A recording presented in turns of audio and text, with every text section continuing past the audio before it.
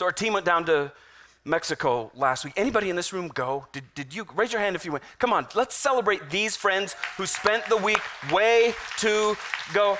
Did you get all the dirt washed off you? Are you all clean now? Yeah, it took a while, didn't it? Like 4 showers and you're finally clean. It's so like 700 high schoolers, college students, adult leaders went to Mexicali to serve all week. It was remarkable. I don't know if you've heard, but we couldn't go for a couple of years. This little thing called COVID kind of wrecked have you heard about that thing? Yeah. We finally got to go back. And I always like to go down and just to check in on the team, to see our teams in action. So I took my buddy and we flew down real early on Wednesday morning, and we had a mission.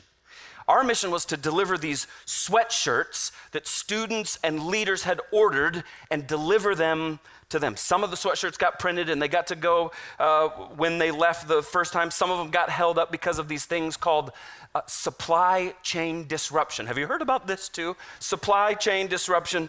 Some stuff is hard to get these days apparently, and when you can get it, it's really expensive, more expensive than it used to be.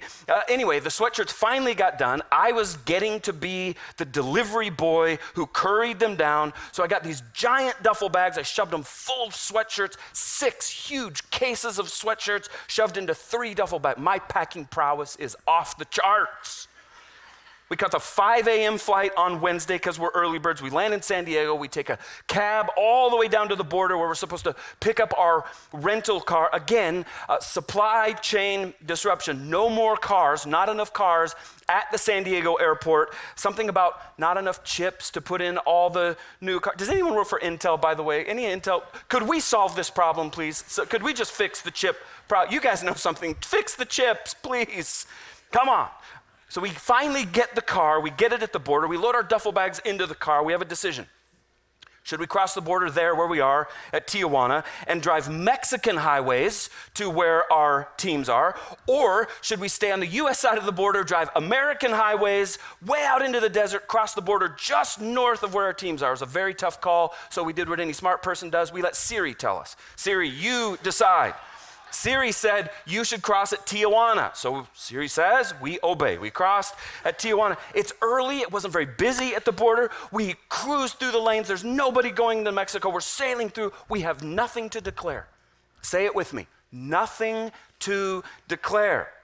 Just a couple of guys delivering some sweatshirts to some students and some leaders. We're almost through. We can see the green light, and then bam, bam, bam, bam, bam, and the whistle. I can't whistle like they whistled on the back of the car. Bam, bam, bam on the back of the car. The whistle, which means what? Stop. Now we're pulling into the inspection lane, the lane of inspection. We pull in. They ask us to open the back of the car. We do, and they what? They want to see inside of those giant duffel bags. Right? Sure, here you go. We open them up, just some sweatshirts, 120 of them. We ain't selling them. We're not selling these sweatshirts. This is not, I repeat, not merchandise. We're not setting up a tent alongside some road and peddling these sweatshirts that say Genesis, Bayside Church, do good. We're not selling these. We're not making any money. These, I said repeatedly, are God's sweatshirts. They're for the niños, para los niños, for the children. We're missionaries, we're pastors, and could you please hurry up? We're going to be late. And it ain't going well. Pretty soon, more people start gathering around the car. Now they need my passport. Oh, really? Now they're taking pictures of the VIN number of the car we're driving, the license plate number. They want my buddy's passport, but he's way smarter than me, and he says, no, I'm not giving you my passport, and I need to now pay the tax. I have to pay the tax. What tax? The merchandise tax. Oh, and by the way, you now owe a penalty because you tried to sneak the merchandise in, and that will be $344, please.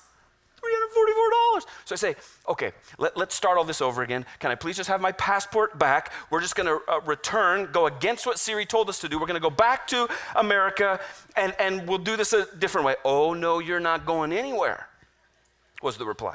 But it's just sweatshirts for the kids. It's sweatshirts. We're pastors, we're missionaries. We're not trying to rip off the Mexican government by shirking taxation responsibility. If we were selling stuff in Mexico, we'd declare it, we'd pay whatever taxes we needed to. This isn't that, we're pastors and missionaries. And the Hefe, I finally got the Hefe. I was like, where's the boss? I am the boss. I am the, okay, great. And you know what the boss said to me in crystal clear English? Your religion means nothing to me, he said. Whoa, I got it. Now I get it. So what you're telling me is that we ain't going anywhere until we pay up.